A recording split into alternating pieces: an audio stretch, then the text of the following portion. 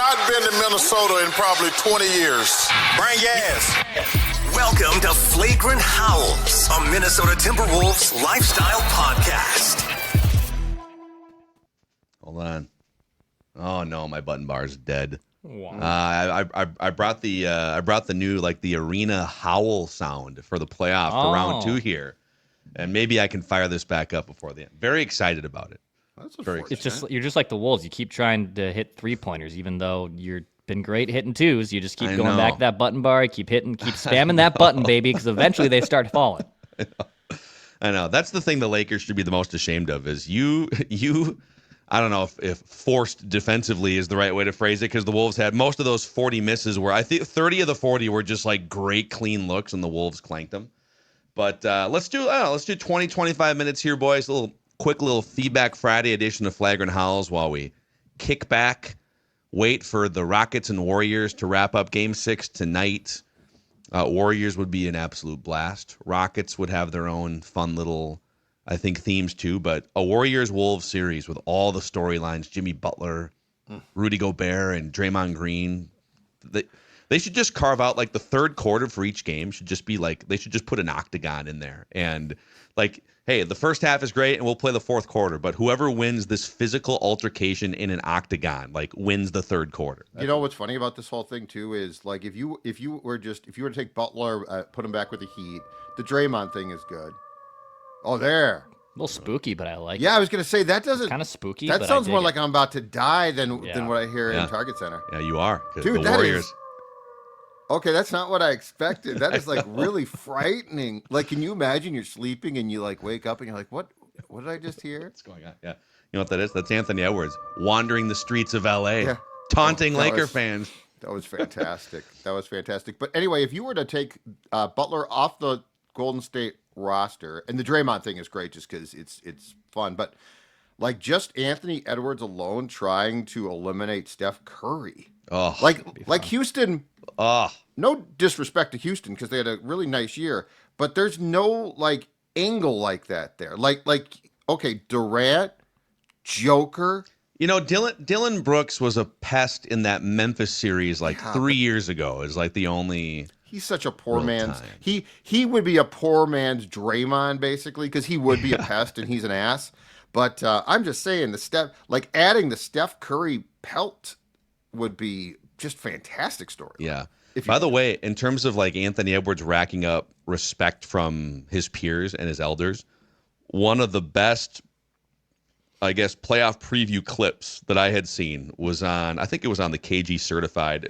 It was an All the Smoke video clip. I don't know if it was KG Certified or if it was just something from the All the Smoke platforms, but it was KG and Paul Pierce. And it was a producer just throwing him questions about like playoff games and series, and he threw something about the Wolves and the Lakers and Anthony Edwards, and of course KG, who's a Wolves homer still, despite the fact that he doesn't actually show up to the arena. Hopefully he will at some point once this deal is finalized. But KG is talking about how, man, Anthony Edwards, he's that dude, he's that dog. He's going to go at LeBron. He's going to have that bleep everyone mentality. And Paul Pierce was pushing back and saying, I don't think he's that dog. I don't think he's going to be like respectful toward LeBron, and that's what I worry about. He's going to be too deferential and respectful, and he's got to find that dark place. Well, he did, and like by game 2 or 3, he's shoving LeBron James, or game 4, whatever it was. So Paul Pierce did a selfie video. I think this was yesterday, formally apologizing to Anthony Edwards for saying, and I can't say it like Paul Pierce, but he basically said, "I knew you were a dog. I didn't know you were a dog. I didn't know you were like me, where you have no friends on the court, and you are like," he goes, you're one of them ones," is what he said. So he's got the respect of Paul Pierce now. I still want to know, did nobody watch the playoffs last season?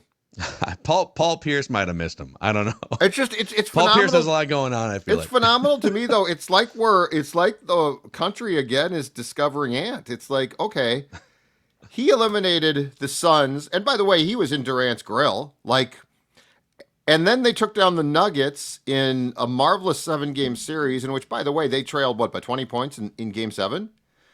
I guess I'm sort of perplexed by this Wolves, like, oh my God, didn't know that. Oh, like, he's kind of a killer. It's like, yeah, Yep. definitely. yeah, Definitely what he's been for a couple years now.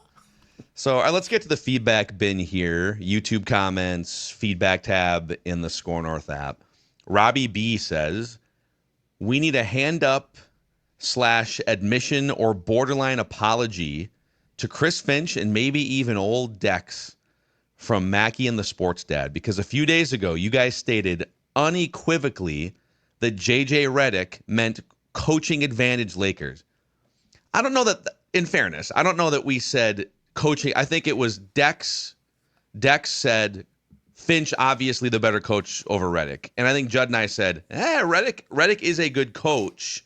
Yeah, but now after the series, like, obviously, apologies to Declan I'm and making Finch. Please apologize. Well, no, you know what though? You guys were right. You know what's funny is I feel I owe more of an apology to Declan than Finch, because I was never saying that Finch was a bad coach. I just said I thought that Redick could coach with him, and that's where Declan's point was right. Like, if at you least, flip the rosters, the only way to know is like if you flip the rosters. But I'm not going to try to defend myself here. I mean, I still think Finch. I did not denigrate him. I think he is a good coach. I think there were times during the regular season I questioned some things. But anyway, he was fantastic in this round. But yes, Declan was right. I didn't think Redick would have, and this is a common thing, but I thought that JJ wouldn't have this as bad. I didn't think we would see the first playoff go-around impact him as mightily as it did. Like, ultimately, what he did on Sunday, I think, hurt him, credibility-wise a lot, partially because, much like me, he doubled down then. Just say, you know what, I screwed up. I shouldn't have done that. It was just a terrible decision. Don't walk away from the podium. But yes, Declan was right. He nailed the check mark, much like Bruce Cassidy outcoached John Hines in circles in the Wild series. Declan was right. The check mark was Chris Finch coached circles around, in part because he has a good team. But well, that's the thing. Yeah, and I didn't mean to diminish Declan's voice in the discussion there, of course. But the one area where I will, because Redick was extremely tense, it felt like anxious, and I don't know if that wore off on the team. And he pulled a couple levers that were like unprecedented and didn't work, like, playing the same 5 guys for an entire quarter, and then Maxi Kleber, who had not played a game with the Lakers or with anyone since January 25th, coming in, and he's like in the game, a close game, elimination game, shooting shots. So those didn't work. But where I will defend him a little bit is people are acting like, well, like if he would have chosen one of these other 3 options for adjustments or whatever. I don't know that there were great options for adjustments once you got into the series. There weren't. It was very obvious the Wolves are just better, deeper, more energetic, taller, all these things. Yeah, just don't make dumb moves and be defiant. The double D is bad. Don't go D squared. If you make a move, I don't care why. First of all, you have to eat it. Like he's not, or I don't think he's going to say, "Have you looked at my bench? Like, these guys suck."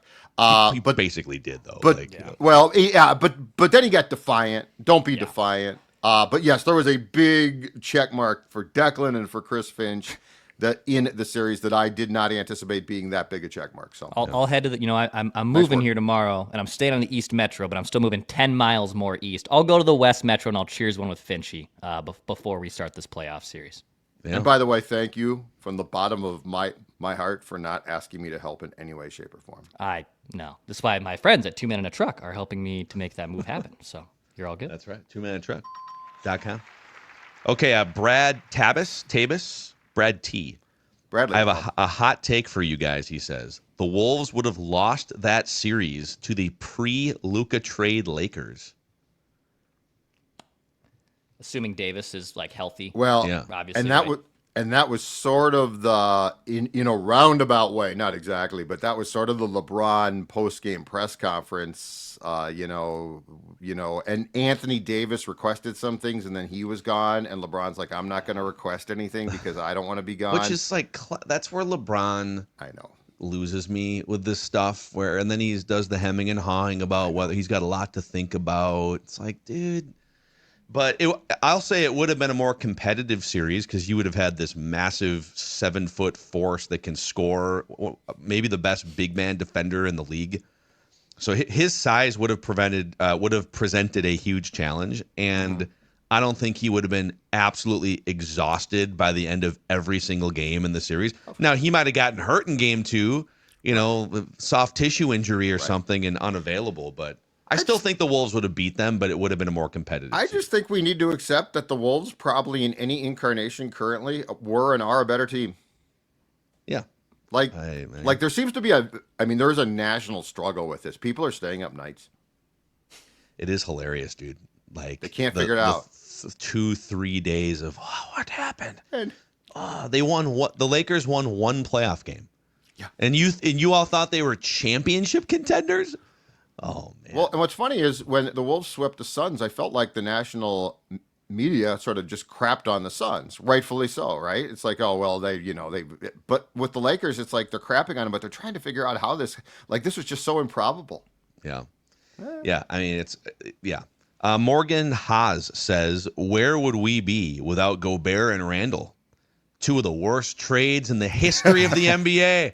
Where would the Wolves be without Gobert and Randle? When we can win with Ant being cold, we are contenders."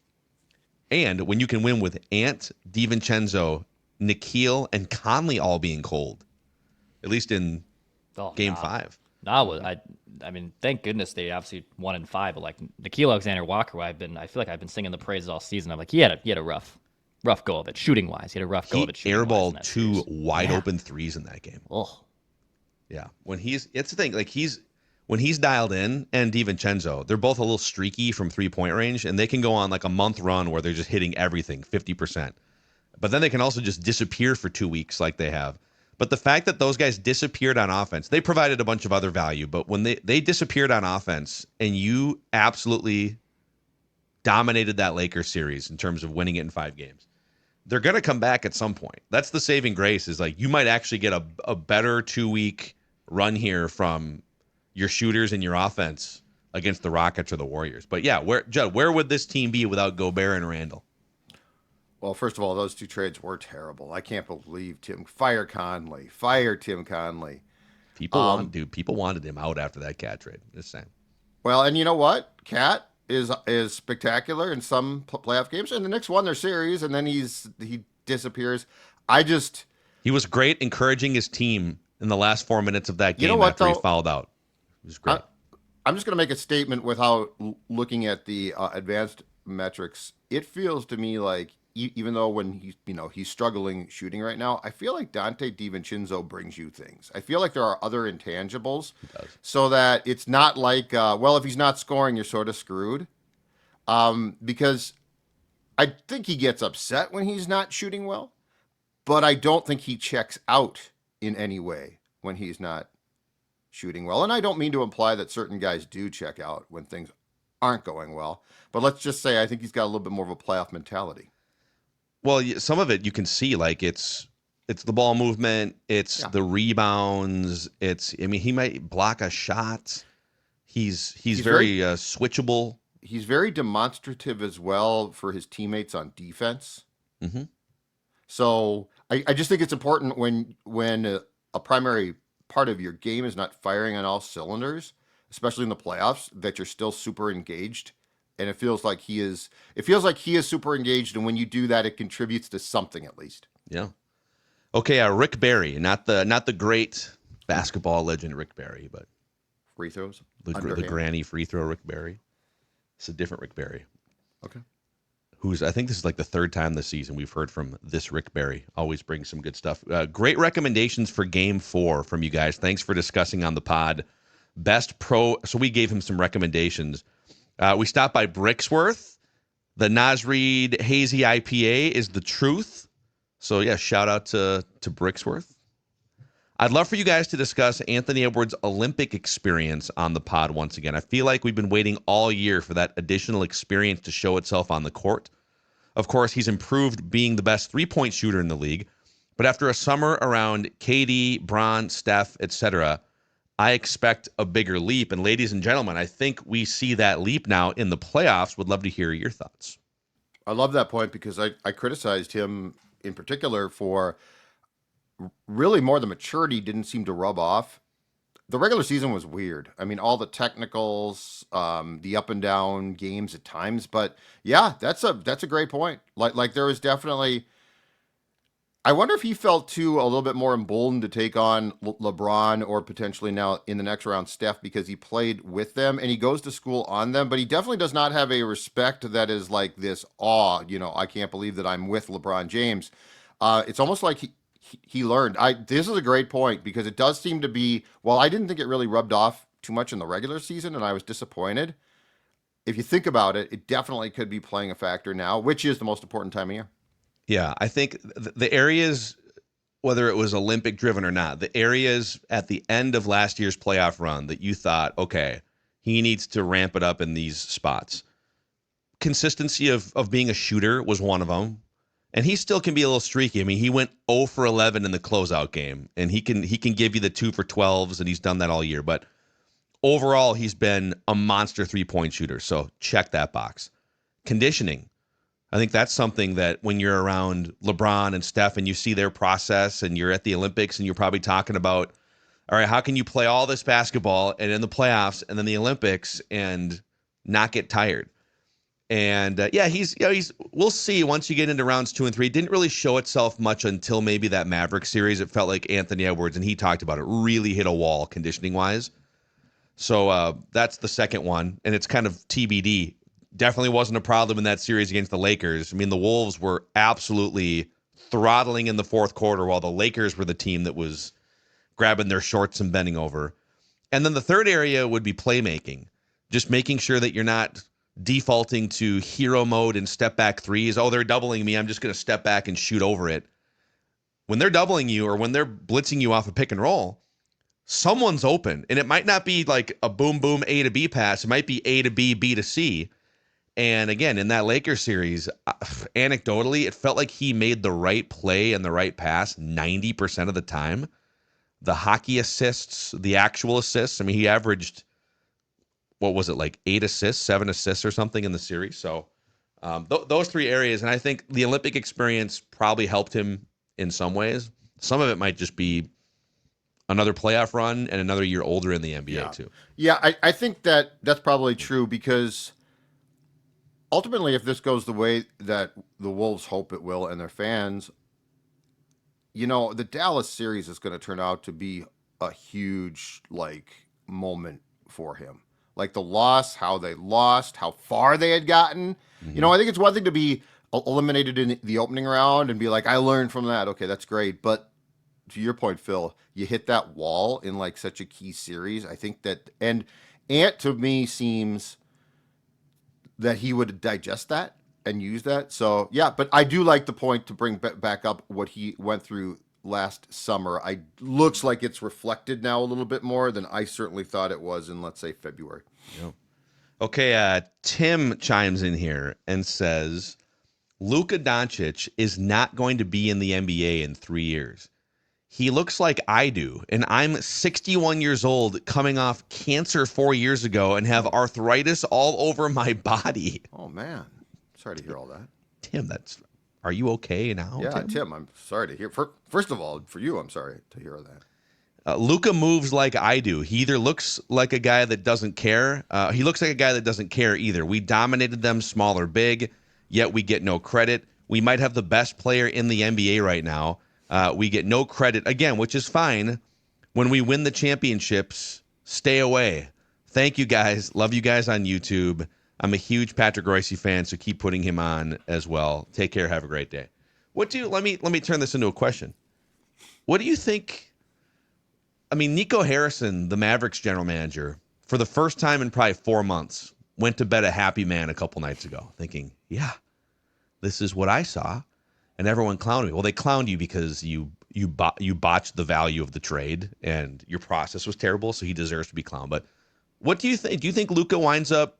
JJ Redick he didn't name Luka specifically, but he said, we've got guys on our team that need to get in better shape. He pegged the team to get in shape, and the last time I looked, no one else was fat other than Luka. Yeah, this was the downfall, by the way, of Rick Pitino. Watching that Celtics documentary, Rick Pitino sent a letter after year 2 or 3 to the Celtics roster saying, I expect, he had very specific measurements and weights for everyone, that I need you to get in this shape by this date, et cetera. And they were like, piss off, dude. So what do you think Luka's career in like 5 or 10 years? How will we look at Luka's career? Dex, go ahead. I think he'll be fine. He's still so young and he's accomplished things that players at his age that it hasn't seen before, and he's an accomplished scorer. Are there things that he needs to take more seriously? Yeah, 100%. But this dude also willed a Mavericks team to the finals last year. He's playing next to LeBron James, and we'll see what happens with LeBron long term. But, I mean, there's a path where Luka is the next star leading the Lakers for the next 10, 15 years if they want to re-sign him. He has to obviously make some decisions to put himself in better shape and conditioning and some other stuff, and maybe take defense more seriously. I don't look less of Luka as a star in this league from this series, though. See, I do, and I think it's because of the conditioning and the defense. He is one of the worst defensive of all the starting regular players in the league. He's one of the worst defensive players in the league. They're hiding him with zones in the second half. Right. I put him in the category of obviously like not apples to apples in terms of the types of players they are, but every generation there are superstars in the NBA that are incredible box score guys. They pour in 30 points a game. They hit crazy game-winning shots, and their teams win 50 games, and they go to the playoffs. But once you get into that grind, those guys aren't good enough two-way players, or there's a conditioning problem, whatever. Carmelo Anthony, Damian Lillard, there's always like 5 or 6 of those guys that put up ridiculous numbers, but they can't play defense or they won't play defense. And also they make ridiculous money, so it makes it harder to build a roster to fill the gaps that they. That's the beauty of like Michael Jordan, Kobe, LeBron. Those guys put up the ridiculous numbers offensively, and then on the other end, they are tenaciously guarding your best offensive player while Luka takes a break.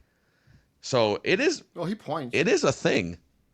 He points at guys. Hey, go does, cover him. He does direct traffic. Go cover him. You know, I think so. Doncic is 26, which again in NBA years is not like young.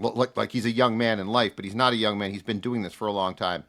I think this is a pivotal summer. And honestly, if you look, and we can complain about certain things with James for sure, but LeBron James is one of the greatest conditioned athletes that we've ever seen. I think if he doesn't go to school on that, he'll never achieve what he should. Yeah. And if he does, he'll be fine. But then conversely, there's a whole discussion about the Lakers roster too.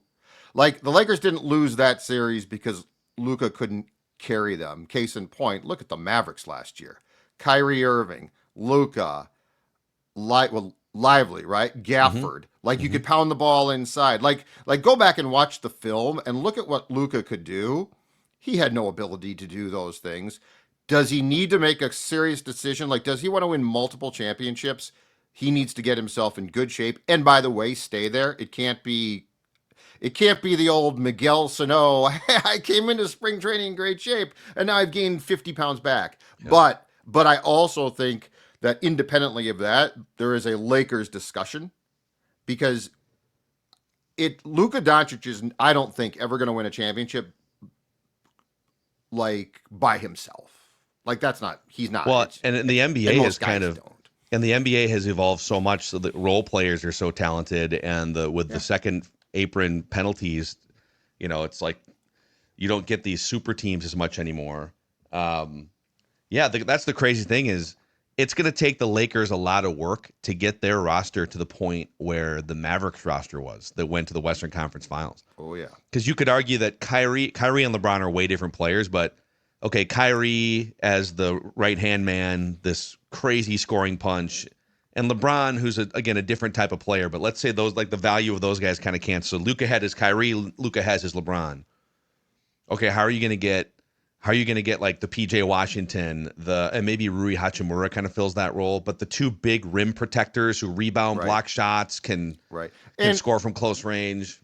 And to go back to the top of the show too, JJ Redick can't get like Jackson Hayes is far from ideal, but just declaring that I'm going to DNP CD him in that last game is a form of suicide. Like you just said, I'm not going to, I'm basically going to take away the only guy that I have that can protect the rim consistently. Like, what are you doing there? But yeah, Doncic is a marvelous talent, but he does need to decide, do I want to be a marvelous talent, or do I want to be a talent that can win championships, and then the Lakers have to go get guys, which is going to be a whole different subject too. You know, I think Rudy would look great playing next to Doncic. How about Rudy? Love me some Rudy right now. I'm leading the Rudy train. But if the Wolves come up short, how about Rudy over to the Lakers, and then it opens up a place for Giannis to come join the Timberwolves? You think that he'll end up there? Do you think that Rudy in LA or Giannis No, in LA? do you think that I'm sorry. Do you think Giannis will end up in Los Angeles? Like what's your guess with him? We should like carve out some space for that in the near future. He's an interesting He's dude. been so loyal to the Bucks. Right. But he's 30 years old, and Lillard is going to be out for a year, and you can't do anything. I mean, Lillard's salary is on the books, right? So there's really no. Next year's a throwaway year for Giannis. It's one of the maybe 4 remaining years of his prime. Does he want to? And then let's say you wait it out. What's Lillard going to be like when he comes back? Right.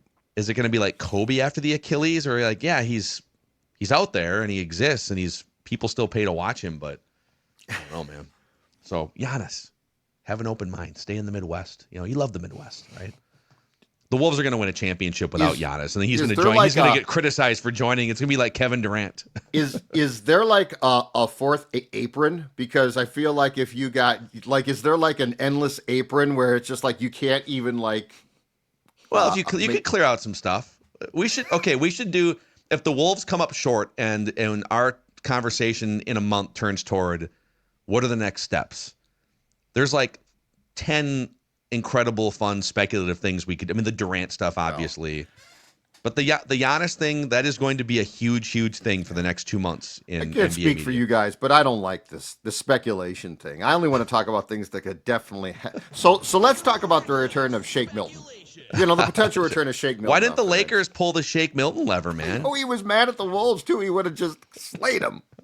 All right, we got to run here, but yeah, thank you guys. Earlier this week, and maybe even today, I guess, but Flagrant Howls has been a top 10 Apple national basketball podcast throughout this playoff run. So thank you guys for helping this become an awesome community for Timberwolves fans. For the Sports Dad, for Producer Dex, I'm Phil, and this is a Timberwolves Lifestyle Podcast.